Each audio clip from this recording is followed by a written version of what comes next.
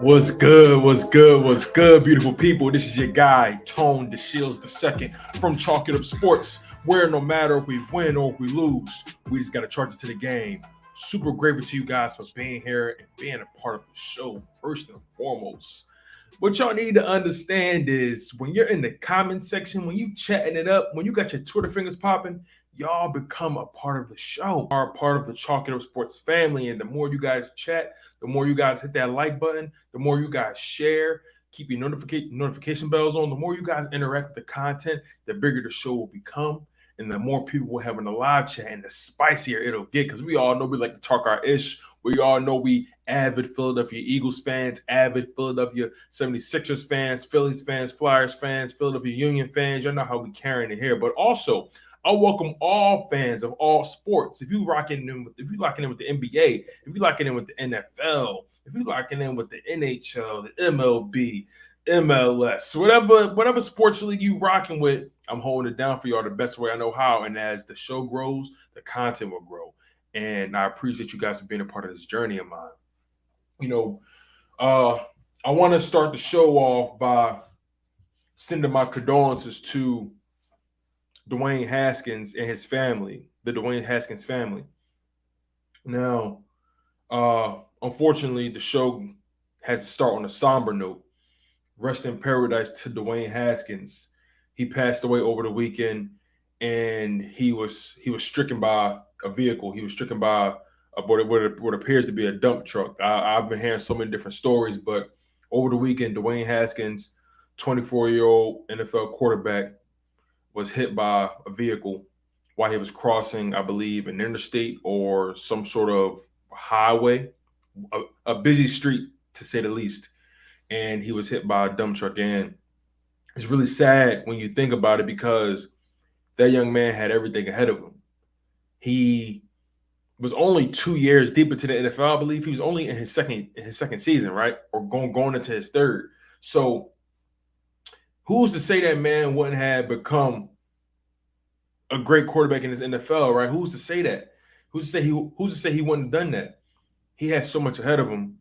He had so much to live for: a family, a mother, a father, a wife, a child. He just started a family. He just got married. It's just really sad when you think about all those things surrounding the situation. Forget who he was and forget his athletic career for a moment. Forget the numbers. Forget all the accolades. Forget all of that. Let's focus on the human being. You know, even though Dwayne Haskins was still developing as a young man, you had so many people who said he was ahead of his years mentally and emotionally. You got so many people who said that he was just a genuine person. He was a giver, a nurturer, someone who really wanted the best for the people around him. And you can't say anything negative about that man's character, who he was as a man. And it's unfortunate how you have some people in this sports game, in this media game, who tend to put the athlete at the forefront instead of focusing on the man, the human being, his essence. And it's unfortunate. There have been a few media personalities out there. I'm not going to give their name any credence on my show today. I think you guys all know who they are. Guys are talking about what he didn't do, bringing up his some so-called checker pass, right? Whatever checker pass you like to say he had, whatever. I doubt. This is not what it's about. This brother had so much to live for. He had family he was taking care of. He was arguably, I'm not entirely sure, but you can make an assertion that he was the breadwinner in his family. His family depended on him to bring home the bacon. And it's just sad when a young man's life is taken too short. A young man's life is taken from him. A life that's just so short, and it's just unfortunate. It's unfortunate, and I truly hope that the Steelers do right by his family. So far, the Steelers have put out their statement. Mike Tomlin spoke about it, and of course, the Pittsburgh Steelers are class personified. But it makes you just love the people you're around that much more. It makes you want to hug them that much more. It makes you want to hug them and hold them a little tighter. All of us cross streets on a regular basis. All of us cross busy streets. All of us got to leave the house, right, to do what we got to do, regardless. And you never know when your time is going to be your time. You never know when your moment is going to be your moment. Will you rise or will you fall? You never know. It's not really in our plan, really. It's not really up to us. Regardless of whatever higher power you believe in, it's not up to us. There's something far beyond our comprehension, far beyond our understanding that's going on above our heads. And, we never know when we're going to have to punch our ticket. We never know when things just going to stop. You know what I mean? So I'm grateful for life. I'm grateful for family. I'm grateful for ups and downs, trial and tribulation, because it helps groom us. It helps carve out who we are as human beings, as people. And it's important for us to understand that regardless of what our standing is in our profession, we're human beings first. We have people who love us. And once again, I'm going to send my condolences to the Dwayne Haskins family. Rest in paradise to Dwayne Haskins, a young brother who had everything ahead of him, a young brother who was maturing and developing, not just as an athlete, but as a man, had so much left to do, so much left to give, so many more people to touch. I've seen this one video that was circling around on Twitter, on the internet, and it was a video of him as a kid in the Ohio State locker room saying, I'm going to go to school here. He was a young kid, like young. Voice didn't even start cracking yet, you know what I mean? And you saw him, he already had that foresight. He already knew what he wanted to do with his life. Rest in paradise to Dwayne Haskins. Rest in paradise. God got him now. The higher power got him now. He's not just, he's everywhere now. His essence is everywhere now. And I'll leave it at that. Let's transition to something a little bit more uplifting. So, Joel Embiid, he won the scoring title in the NBA. He led the league in scoring, the scoring champion. Yes. All that's missing is that MVP and that championship ring. Come on. Like, Joel Embiid has been on a tear all season. We all know it. He averaged 30.6 points per game. And he's the first international player to actually lead the NBA in scoring, which is crazy to think about because the NBA has had its hand in the international market, bringing in international prospects for as long as I can remember. And when you really think about it, wow, it really is the first international player to lead the league in scoring. You think about guys like, Moses Malone, and you think about guys like, Hakeem Olajuwon, Dirk Nowitzki, you know what I mean? Score like international guys like that, and not once had they led the league in scoring, and that's crazy to think about. But on top of that, it was a big man, a center. The center is back. The big man is back, like it never left. Joel Embiid was the first big man since Shaq to lead the league in scoring, and that was back in 1999 in the 1999-2000 season.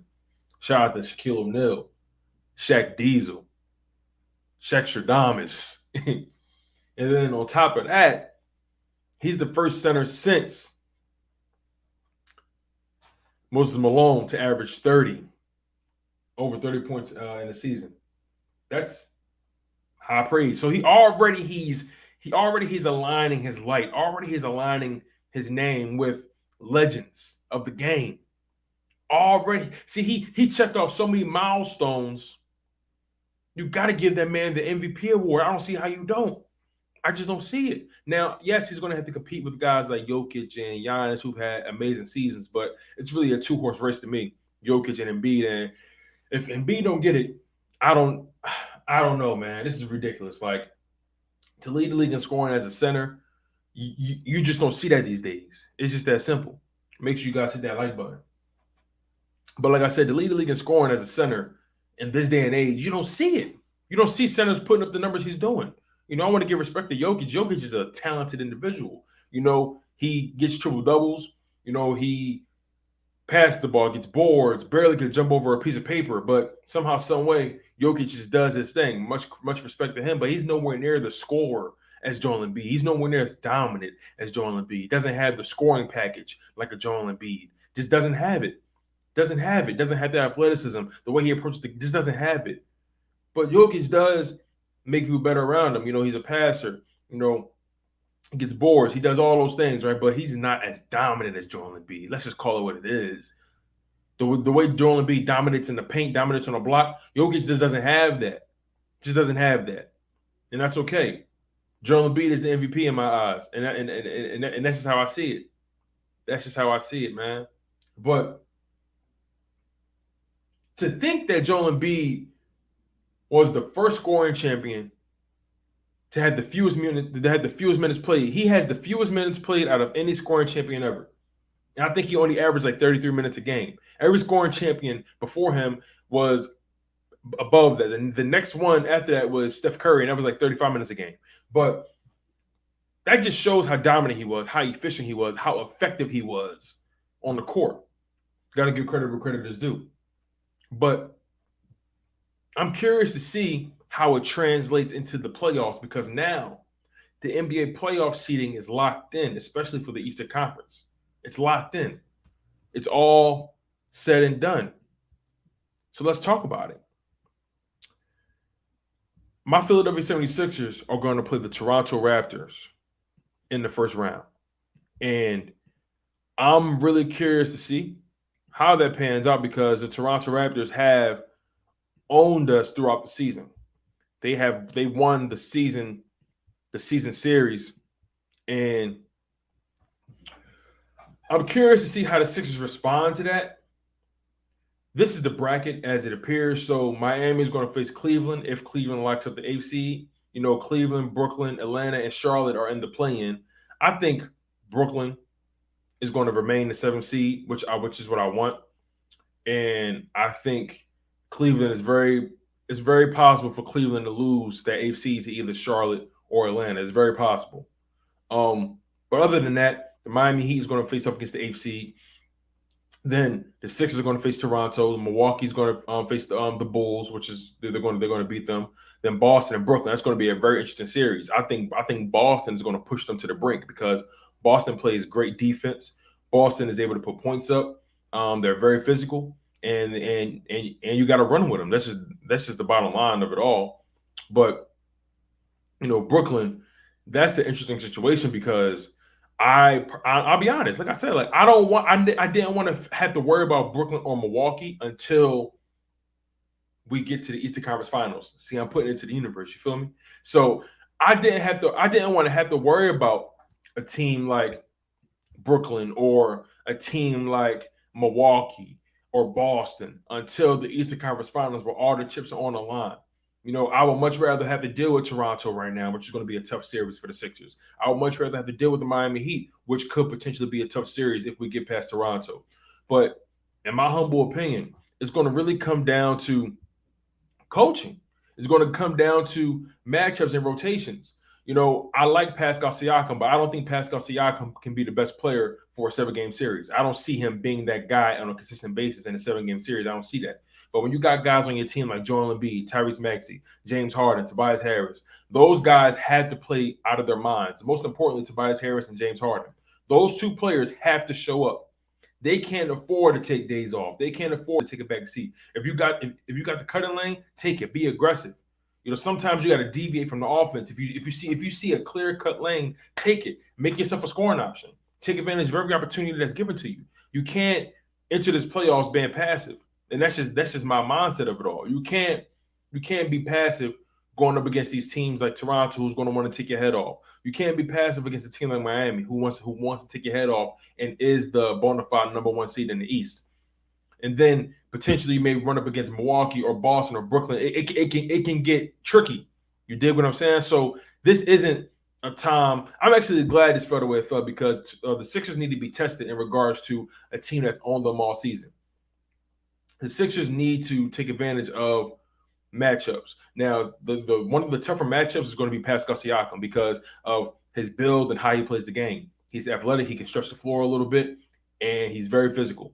He can run from backboard to backboard, rim to rim. I personally believe that you need to put Paul Reed on him. Whenever Paul Reed's on the court, he needs to be guarding Pascal Siakam because he matches up well with him from an athletic standpoint, from a physical standpoint, length. Just being able to run sideline to sideline, baseline to baseline. That's what I think should happen. Now, Doc Rivers is being a little cocky because you seeing how he responded to the media about how he's going to handle rotations in the playoffs versus big lineups and small lineups, whatever it may be. And he's not really making too much sense, in my humble opinion. Doc Rivers is looking very sketchy, and there's already been news about him potentially not being the head coach here if things don't pan out. So it kind of seems like he's already mentally checked out, and that's not something you want. That's not a story you want to really drop at this point in time because this is such an important playoffs for us when it comes to validating the James Harden trade. When it comes to helping validate this amazing season that Joel Embiid had, it would be absolutely catastrophic, cataclysmic if the Philadelphia 76ers lose in the first round to the Toronto Raptors because we're more talented than them. We're a better team than them. We have a better roster. They may be a little deeper, but we're a better overall team than them. And Nick Nurse is going to push Doc Rivers to the brink. And I'll be damned if Doc Rivers allows Nick Nurse to outcoach him. That's going to be the part of it that's going to always wow me. I'm not really worried about what we're going to do on the court. I mean, obviously that's a concern, but I feel like Doc Rivers is really the X factor. Doc Rivers and James Harden, Tobias Harris. Those are the three guys I'm worried about, if I'm being honest. Tobias Harris had a bad game against the Pistons. That should have been a moment where he came out and dominated, but he couldn't get it done somehow, some way. He just doesn't crash. He just doesn't crash to the rim or slice to the rim with the level of aggression I would like. Once he gets in the post, he kind of gets a little passive.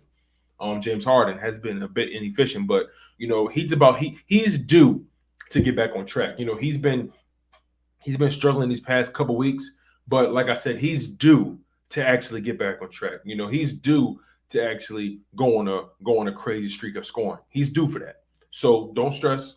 This is going to be a very interesting series. And then on top of that, Matisse Thybulle. I had no idea, but Matisse Thybulle was not fully vaccinated, so he can't play in Toronto. Canada has their own, vaccine mandates. That's not what we're here to discuss.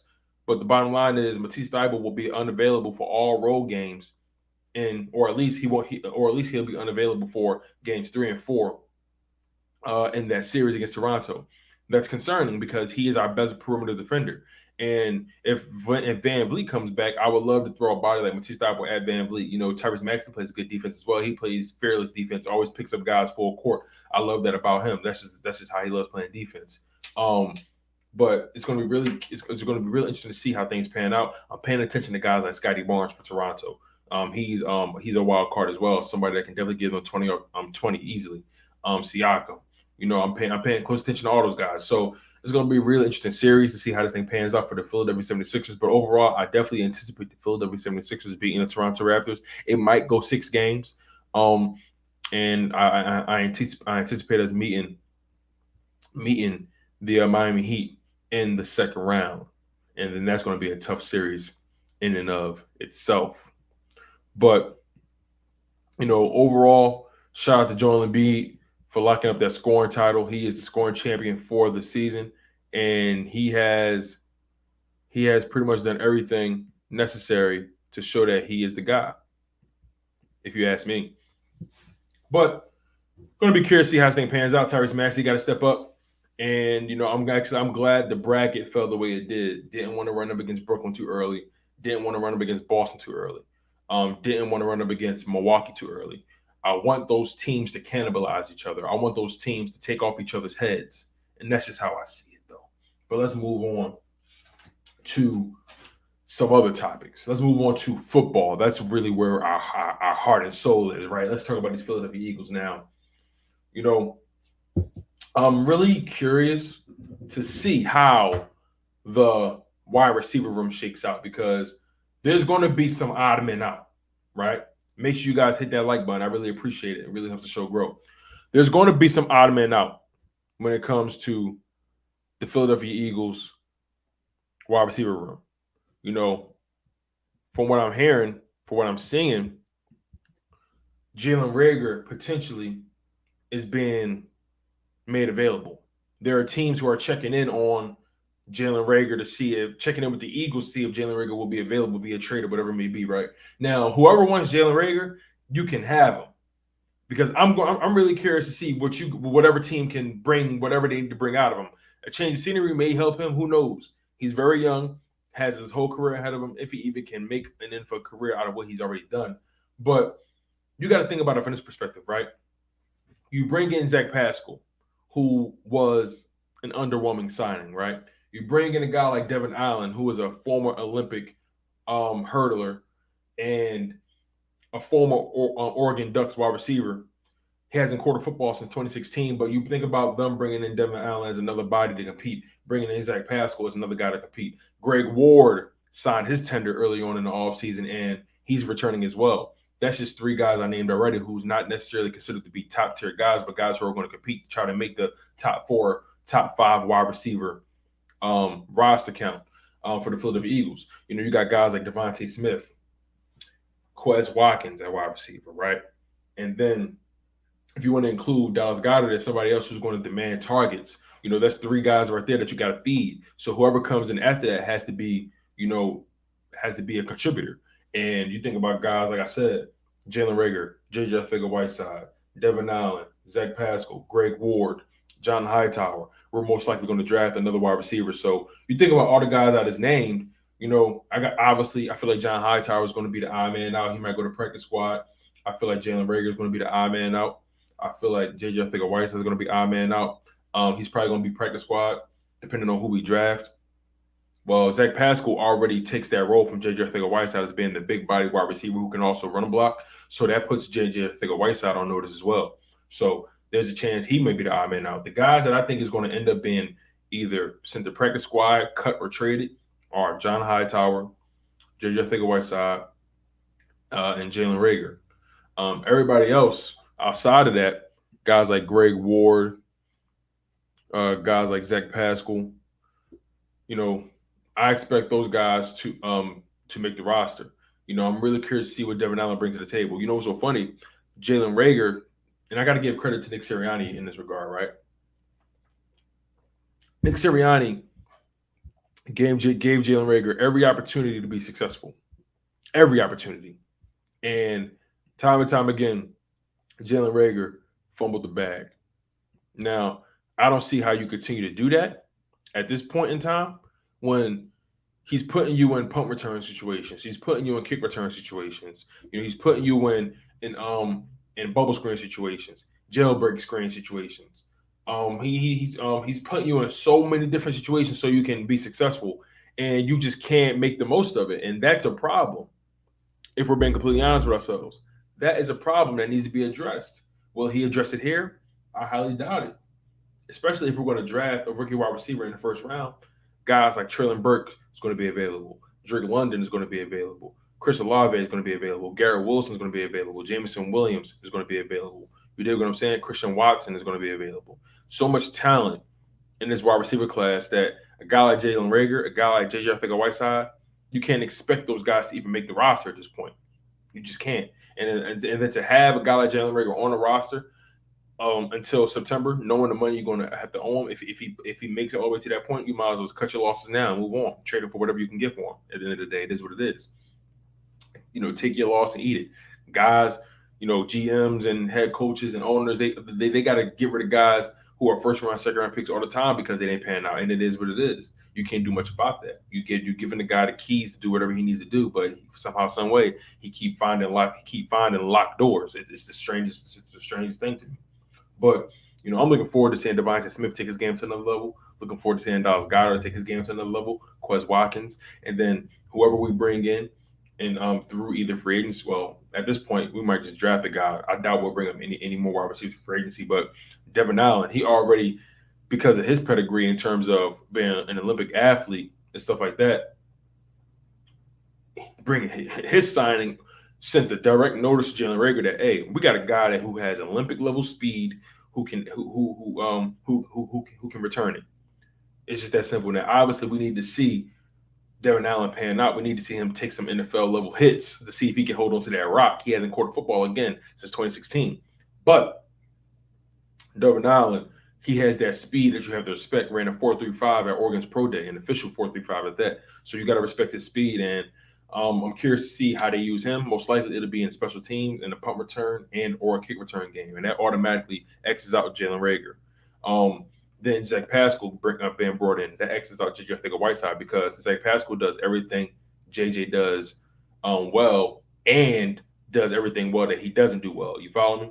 I think Zach Pascal is a better player than JJ Whiteside overall. Better catcher, better route runner, just a better athlete in general. And is obviously more hungry. Shout out to my man Tyler Walker Devon. He says, honestly, Hurts and Rager were doing everything in their power to make each other's job difficult. He says, but I have faith in Hurts to improve since this is his first time since Bama running the same offense 2 years in a row. Right, agreed. I get what you're saying, right? Jalen Rager and Jalen Hurts didn't do each other any favors, but Rager definitely didn't make Hurts' job any easier. Hurts actually put a lot of trust in Rager on multiple occasions, and Rager let him down, especially in that Giants game. But that's neither here nor there. The bottom line is Rager's end up going to most likely be the odd man out.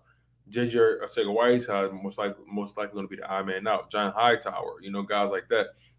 If I'm making a prediction, our top wide receivers are going to be Devonta Smith, whoever we draft, Quez Watkins, Zach Pascal. Those are 4 top wide receivers right there. Maybe Greg Ward is that 5th wide receiver, depending if we line up with 5 wide receivers at a time. You never know. But those are the 5 guys I'm expecting to be at wide receiver. Devonta Smith, whoever we draft at wide receiver, Quez Watkins, Zach Pascal, Greg Ward. Everybody outside of those guys are going to be skedaddling.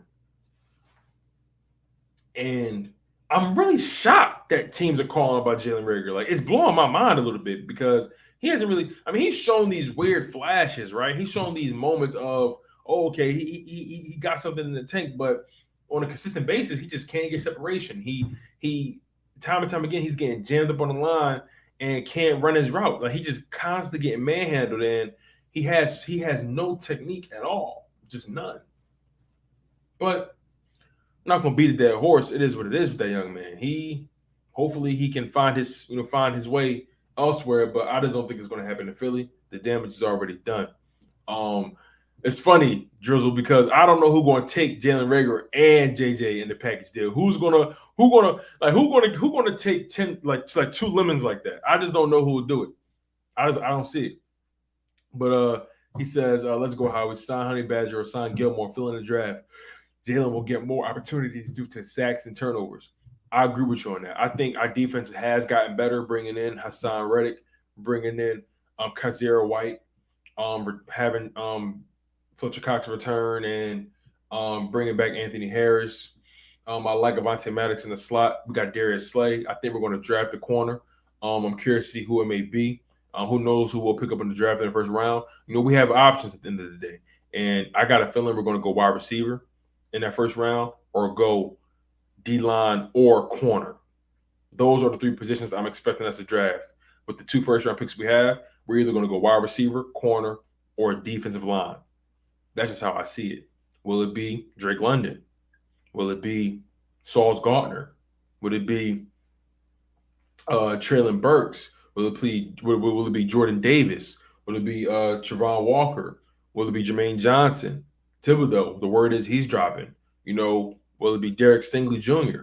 There's so many ways we can go about this by having the 15th. I'm sorry, by having the I believe it's the 15th and 18th, the 15th and 18th overall picks, or is it the 16th and 18th overall picks? I'm not entirely sure, but yeah, overall though, this is a very interesting situation to be in for the Philadelphia Eagles, and and also they have some leverage going into the following season as well. I'm also looking forward to see if they bring in Tyrann Mathieu. Things are apparently starting to heat up, and Tyrann Mathieu most likely will be signed somewhere before the end of the week, and we'll see how the thing pans out. And Tyler has a question. He says, can you shine some light on why Quez isn't held in high regards? If he was a first-round pick, his performance under the circumstances were first or second-round pick expectations. Interesting. So I think he isn't held in high regard, partially because of where he was drafted. But I think he did the most with what he was given. If we're being completely honest, Quez Watkins actually did exactly what you expect with his opportunities. Let's look at it from this perspective, right? Quez Watkins had 62 targets and had 43 receptions. That's a great ratio, in my opinion. He caught he caught just above 69% of the balls that came his way. So you got to give credible credit due when it comes to his target count and his receptions count. Also, when it comes to the type of offense we were running, you know, you wouldn't necessarily see Quez Watkins getting that many looks, but to get 43 catches with 647 yards receiving is amazing. He averaged 15 yards per reception. Now, here's the thing: he only averaged about 38 yards per game and only had one touchdown on the season. That's something that needs to improve. So, I expect Quez Watkins to actually take advantage of his opportunity. But Quez Watkins, the reason he's not really held in high regards because of where he was drafted, and people think that he has deadly speed. I think Madden actually ranked him as the second fastest player in a video game, the second or third fastest player in a video game. So I mean, that's not really a crazy thing to really hang your hat on, but people respect his speed. He's burnt guys on occasion, and he has been open. He has shown the ability to get open time and time again. So, of course, Watkins really, it's up to him at this point, and it's also up to the type of offense we run. He needs to take advantage of every opportunity. I think Quez Watkins could potentially be a number two in this NFL, but it all depends on how much he will improve, right? That's really what it depends on, and it also depends on how we run offense. If we draft another wide receiver, it's going to be competitive. That's the bottom line. But I think right now, Quez Watkins. I think right now, at best, Quez Watkins is a blend between a number three and a number two. He's closer to being a number three than a number two, just based off his numbers. But I think that Quez Watkins did the best he could with what was given. 43 catches on 62 43 catches on 62 targets, I believe, or something like that. That's a pretty good ratio, if you ask me. So I definitely expect Quez Watkins to elevate his game, take it to another level. But if he was a first rounder putting up those numbers, that would be unacceptable, if we're being honest. 600 yards, 650 yards, one touchdown, that's unacceptable for being a first round pick. So his numbers definitely rise above where he was drafted. I think he was drafted in like the sixth or fifth round, something like that. So Quez Watkins has definitely exceeded expectations and made a drastic jump from year one to year two. And I expect him to take his game to another level. So yeah, again, high expectations for guys like Devonta Smith, high expectations for guys like uh Quez Watkins, Dallas Goedert, whoever we draft. It's gonna be really interesting to see how that pans out, right? But I want to talk about something. I want to talk about this one area of improvement for the Philadelphia 70, for the Philadelphia Eagles, excuse me, that I would love to see. I would love the Philadelphia Eagles to improve when it comes to the field position battle. Now, the Philadelphia Eagles were one of the better teams at limiting long drives. I know at times we saw that, but they were one of the best teams at limiting long touchdown drives. But if you look at how many points they surrendered throughout the season, it makes you question, well, how does that ring out? How does that make sense? It's because that we weren't winning the field position battle. There were times where we were allow opposing offenses to start at the 50-yard mark, center field, or start at our own 30, our own 45. Starting at their 45. We didn't win the position battle that much at all. Aaron Sipples, our punter, was terrible, and we just couldn't really get out of our own way when it came to that. Special teams in general didn't really do a good job at maintaining field position. So that's something that needs to be addressed as well. If we can win the field position battle and also make other teams have to go the entire field, you're going to force them to make a mistake. Not let's be honest, all quarterbacks aren't built to go 13, 14, 15 play drives. They're just not built like that. They're going to make a mistake at some point. So if you can win the field position battle, and if you can get opposing teams off the field, you'll be fine.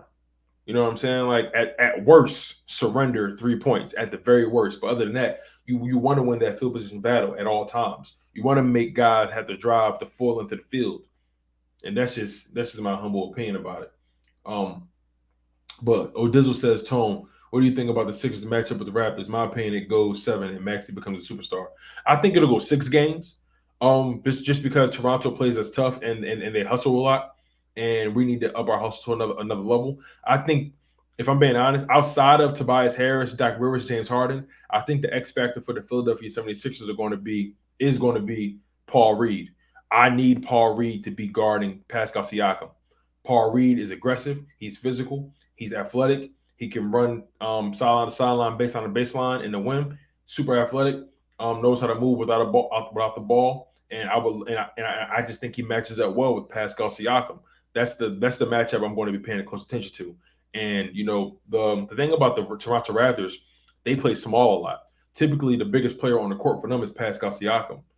So if you can throw Paul Reed at Pascal Siakam, make Pascal work every single game. See, the thing is, Pascal is going to be, he's going to be a contributor, but don't expect Pascal to give you 30 points a game. Don't expect Pascal to give you 25 points a game on a regular basis. I think if you can eliminate Pascal Siakam for 2 or 3 of those games and make other players beat you, then the Sixers got that series. But I also do agree with you, Drizzle, that you have to take the best player available in the NFL draft at pick 18. You have to. But it has to make sense, right? You don't want to reach for nobody. It's just that simple. But while we're here, we've been live for about 36 minutes. I want to do a quick little mock draft with you guys. Y'all know how we do when we do these things. I love mock drafts. So let's get one of these things going. Mock drafts, we get to play around. Stories shake up all the time. Guys standing in the draft. Prospects standing changes all the time. So let's see how this thing rings out. Okay. All right, there we go.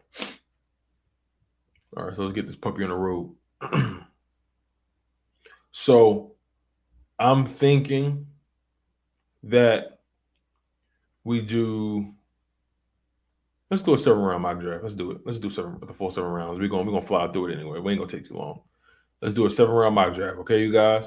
Picking for our Eagles, and let's get this show on the road. Also, you guys, make sure you like the video. Make sure you guys like the live stream. Really helps the content grow.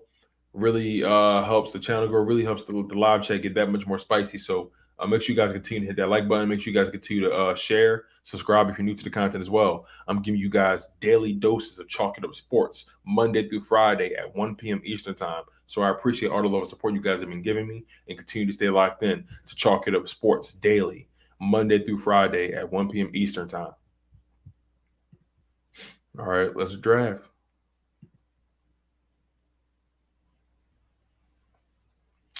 All right, so the Eagles still have pick 15. See, I'm not trading with the Colts again. I'm not doing that. You guys can keep that 2023 first round pick. I'm cool. See, they willing to give up a lot to move back up. I don't see them doing business with us again though. They got fleeced last time. This deal is not good enough for me, Atlanta.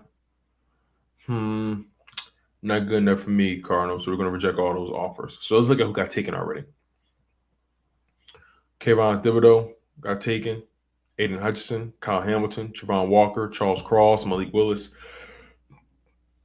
Garrett Wilson, Evan Neal, Ikem Ikwonu, Jameson Williams, Derek Stingley Jr., Ahmad Sauce Gardner, Jermaine Johnson, Trevor Penning. Okay, let's see who's available. All right, so remember, the Philadelphia Eagles have pick 15, and they have pick 18.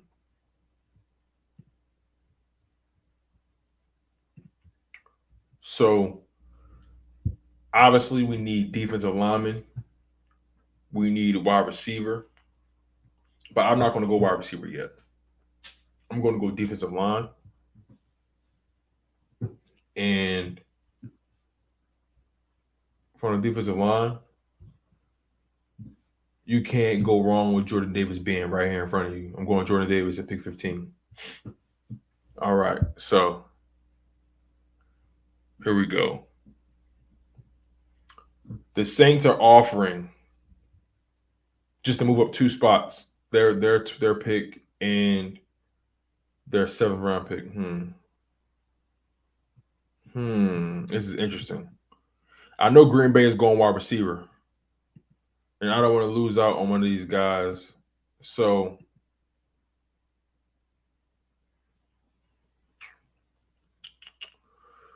I'm going to reject these. I might see. This is interesting. This is very interesting. Let's get that out of there. This is very interesting. Okay. We're going to reject these. We're going to make our pick at 18. Actually, you know what? Let's trade back. I'm going to accept this pick from the Seahawks. I'm going to accept this one. Okay. All right. So Seahawks ended up choosing Devin Lloyd at linebacker. They did lose Bobby Wagner, so that makes sense for them.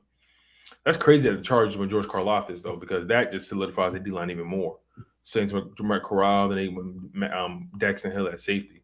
So I'm thinking, wow, we're going to reject these. If I'm being honest, I'm going to go Traylon Burke. That's my guy. He's there. He's sitting there. Or, let's do something a little interesting. Let's make it that much more interesting. I'm actually going to wait to get my wide receiver. And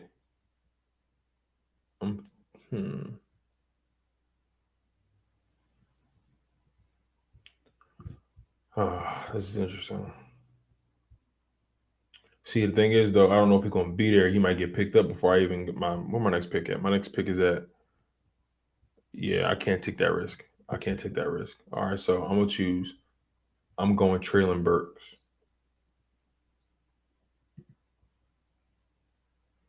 Yep, I did the right thing. I did the right thing. He wasn't going to be there. Reject. I did the right thing. All right. That's who's available. Ooh, Christian Harris is right there.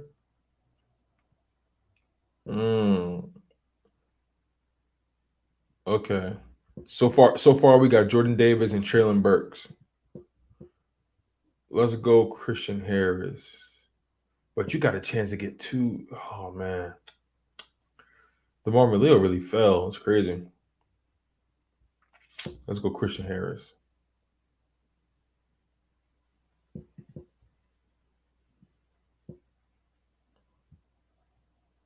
Okay. Pick 83.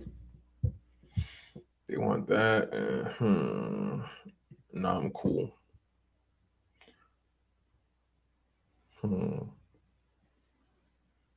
Let's see. So far, we have Jordan Davis at D tackle, Traylon Burke at wide receiver, and Christian Harris at linebacker.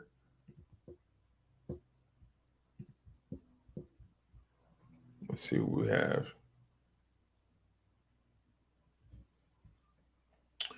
I kind of want to go defense right here. So that's what's available.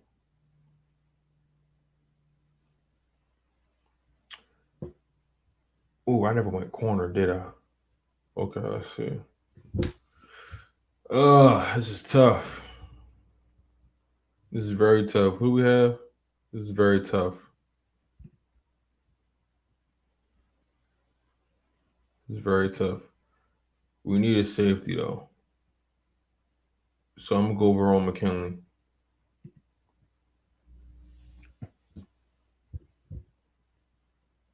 Reject that. Corner. Mario Goodrich. 6 feet, 176. He's a small guy. 6'2". Okay, there we go. Zion McCollum. Sam Houston State. I like his measurables.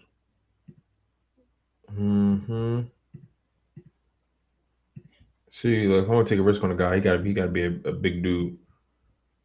Gotta be a big dude.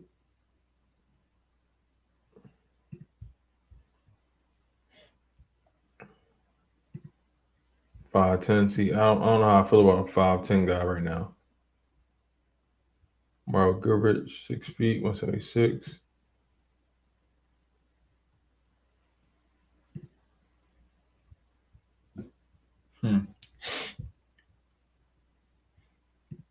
Let's get a corner.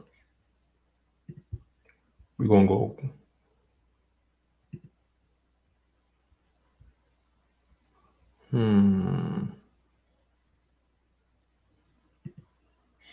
Let's take a risk and go Zion McCollum.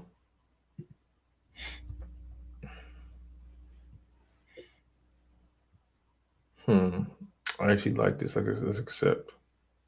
I like this move. Let's get this extra pick. Okay. We're gonna reject this. Okay, linebacker. Edge, tackle. Defense edge. I'm actually Jesse Lukita. Ooh, Michael Clemens, edge, Texas A&M. Curious about this. Really curious. Okay.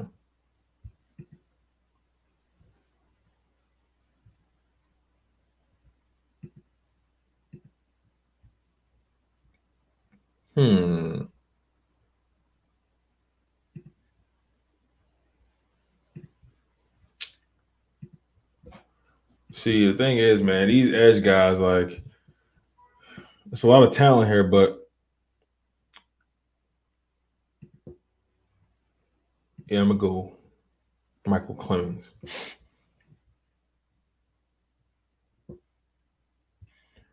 All right, let's see what we got so far. We got Jordan Davis at D tackle, Traylon Burks at wide receiver, Christian Harrison linebacker, Verone McKinley at safety, corner, edge. So we got a lot of defensive guys on here. Let's go offense now. So Jelani Woods, 6'7", 253. Whoa, at tight end. That's a freak right there. I'm gonna have to get that. Now let's go.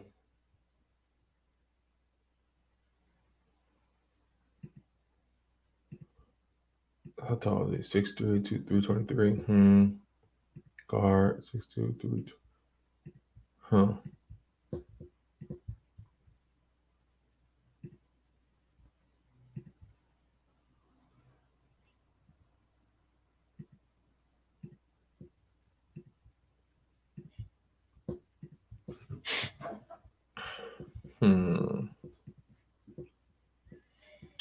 If you guys are just hopping into the live stream, make sure you guys hit that like button. Make sure you guys are liking it on the live stream. Drop your inputs so far on the mock draft.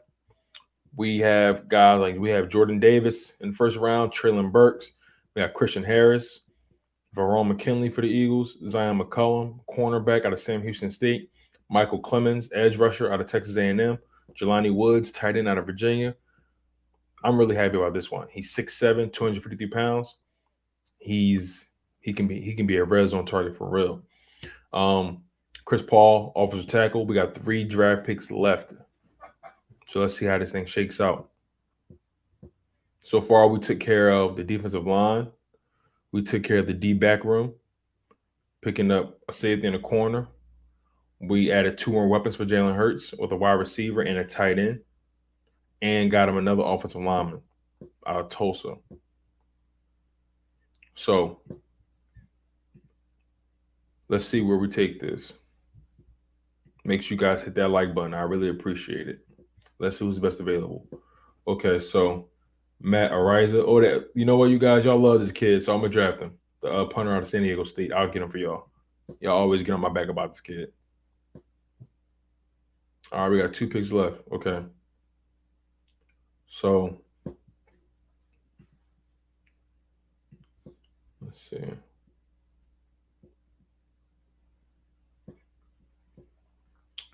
I think it'll be really good to draft another offensive lineman. Let's go to guard out of Georgia. Let's go Jamari Sawyer.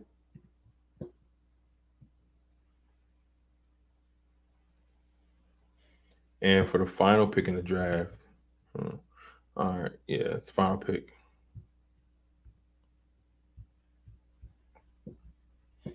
Let's get a running back. Let's get a running back. Connor Hayward. I like that style. 5'11", 230 pounds. He a wrecking ball. Tyrion Davis Price. Michigan State. I mean, he physical. He played in the cold. He used to that. I like that. Okay, I'm gonna get Cameron Hayward at running back. He'll bring some difference to the table. All right. All right. So here we go. Here's the draft class for the Philadelphia Eagles for the 2022 season. We have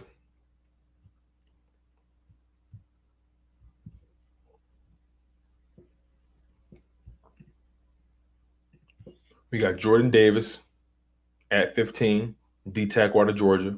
Traylon Burks, wide receiver out of Arkansas at pick 20. Christian Harris, linebacker out of Alabama in the second round. Verone McKinley, safety out of Oregon in the third round. Zion McCollum, corner in the fourth round. Michael Clemens, edge rusher in the fifth round out of Texas A&M. Jalen Woods.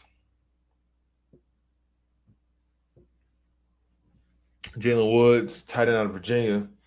Chris Paul, tackle out of Tulsa. Matt Ariza, punter out of San Diego State. Jamari Sawyer, guard out of Georgia. And Connor Hayward, running back out of Michigan State. So and we also got a 2023 seventh round pick out of Seattle. So how do you guys feel about this haul? How do you guys feel about the Eagles draft haul right now? Make sure you guys comment below in the live chat. I know some of you guys are probably working. Some of you are probably in class right now. E's dropping on the chat. I really appreciate all the different ways you guys are tuning in. We're live on YouTube, we're live on Twitch, and we're also live on Facebook. So make sure you guys hit that like button. Make sure you guys comment below in the live chat. Really appreciate all the love support. But I'm really happy. I think this is a pretty decent draft. Maybe I probably should have got my corner a little sooner, and got a linebacker later. But I'm comfortable with Verone McKinley at safety. I like Jordan Davis and Traylon Burks. Maybe I should have went corner in the first round. I don't know. Maybe. But I like Zion McCollum's measurables. He's 6'2", 199 pounds, tall, long, and fast. I like that kind of corner. But overall, I like Michael Clemens out of Texas A&M. Very, very aggressive dude, high motor. Has a lot of tools in the toolkit, in the toolbox. And then Jelani Woods, he's somebody who's a freak. 6'7", 253 pounds. It's going to definitely give who's the kid we got? I forget his name. Tyrese Jackson. Going to give him a run for his money as well, as long as Tyrese Jackson can stay healthy. So he's definitely going to be somebody that I think the Eagles should definitely consider drafting. Jelani Woods out of Virginia. And then, I'm always getting worried about this punter out of San Diego State, Matt Ariza. People love that kid for some reason. People love him. Eagles realist says B+. Okay, I'll take that. That's not bad, actually. That's really not bad. I think I probably would have got an A if I would have got one of those corners earlier, right? That probably would have been a better y'all probably would have been able to get y'all mind wrapped around that. If I would have got a corner earlier, that probably would have worked out for you guys. I bet. So, I ended up with a running back, a power back too, out of Michigan State. Guy that's used to being physical, guy that's used to playing in the cold, not afraid to touch bodies. So, this is going to be this is a solid draft. It's not the greatest, but I think Eagles realist is spot on. It's a B+. It's a B+. I would have to agree with him in that regard. Yep, should have got the corner earlier, right? I get that. I get it. And I'm not even mad at you for saying that because I thought about it, especially. But like when I saw Jordan Davis on the board, I thought Jordan Davis was going to get picked up sooner. But when I saw him on the board, it actually, I'm not going to lie, like I think Jordan Davis is going to be a freak in the NFL, and I just felt like we needed to get that guy, especially knowing that Fletcher Cox is going to be out the door. Another reason why I didn't go corner early is because I realized that, I know we got Darius Slay and Devonta Maddox. We still need to figure out that outside boundary corner, the one, the guy that'll play opposite Darius Slay. But, you got guys like Tate Gowan, Zach McPherson, and Kerry Vincent Jr. And if you draft another corner, guys who are going to compete for that starting job, guys who, um, you know, should be able to compete. Unless we either draft a guy highly or bring in a free agent like Stephon Gilmore or somebody who's highly regarded. I don't know, but um, you got all those corners in the room like Tay Godwin, Kerry Vincent, Zach McPherson.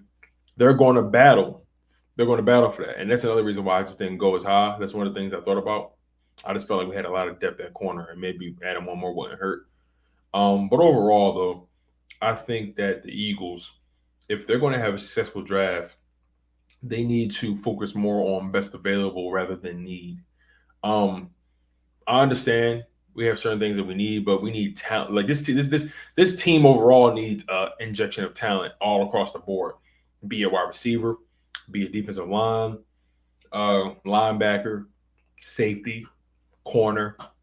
The only group on the field that you have no questions about is really the offensive linemen. All those guys are a good blend of veterans and young guys coming in as well. Got some young veterans in the building too. Guys like Jerry Driscoll, Nate Herbig, Jordan Mailata, those are guys I consider to be young veterans. Um, and then you got Isaac Samalu coming back off injury. You got Lane Johnson, uh, Landon Dickerson, who's going to come into his second season. You know what I'm saying? Did I say Jason Kelsey? I don't know, but overall, you got a guy like Raven Clark as well who's going to compete. Subu Upeta. So, and I also trust Jeff Stoutland to develop guys as well. So we've always been a pretty good team when it comes to developing our offensive line. Our D line needs the most injection because we were one of the worst teams when it came to rushing the passer and getting sacks. And obviously the linebacker core got a big jump this offseason, bringing in guys like Hassan Reddick and Kazir White. I expect Davion Taylor to take his game to another level. I expect Sean Bradley to probably continue to be a special team guy, but will be, probably rotate in and out. And then you got TJ Edwards, who's most likely going to start with Kazir White and Hassan Reddick, depending on the package. So, yeah, this Eagles team, they got some talent here and there, and they also need a lot of talent in places, especially in that safety position. Oh, I got, Anthony Harris. I expect more talent to be added. The word is Tyrann Mathieu. The things are heating up with him. So, we're going to see how that pans out. But, it was a great show today, you guys. I appreciate y'all. I know y'all had a long weekend. I'm grateful for y'all being here. Make sure you guys smash that like button. We got about 2 more minutes left in the show, and I just want to end y'all with these words. A young man in Dwayne Haskins lost his life over the weekend, and there's so many young men losing their lives, so many young people losing their lives, so many people in general losing their lives these days. Be it from the pandemic, be it from trauma, timely things failing in their body, and I think it's important to love people while you have the opportunity to. I think it's important to hug people while you have the opportunity to, because you never know. You never know when your time is going to come. You never know when you're going to have to kick the bucket, and we got to live every day like it's our last on earth. If it's your mother, hug her, hug her. If it's your father, hug him. If it's your brother, hug them. Your sister, your auntie, your uncle, your grandparents, hug them. Let them know you love them. Your friends. We go about our daily lives so often, and we forget that we're human at the end of the day. And people need to be checked in. You need to check in on your loved ones. And during the sports thing, sometimes we get too caught up in the gravitas of it all. We get too caught up in the numbers. But at the end of the day, these are people who have lives, and lives just like you. People that eat, breathe, sleep, bleed like us, and we need to look at it as such sometimes, and understand that sometimes it ain't always about the sport. Sometimes we got to focus more on the human, and that's just my thought process, man. I appreciate you guys so much for being part of the show. You guys hold me down. You guys hold me accountable, and I love it, man. I'm your humble host, Tone DeShields II from Chalk It Up Sports, where no matter if we win or if we lose, we just got to charge us to the game. One love, stay humble, stay healthy, and most importantly, stay hungry. See y'all tomorrow, y'all, 1 p.m. Eastern Time. Peace out.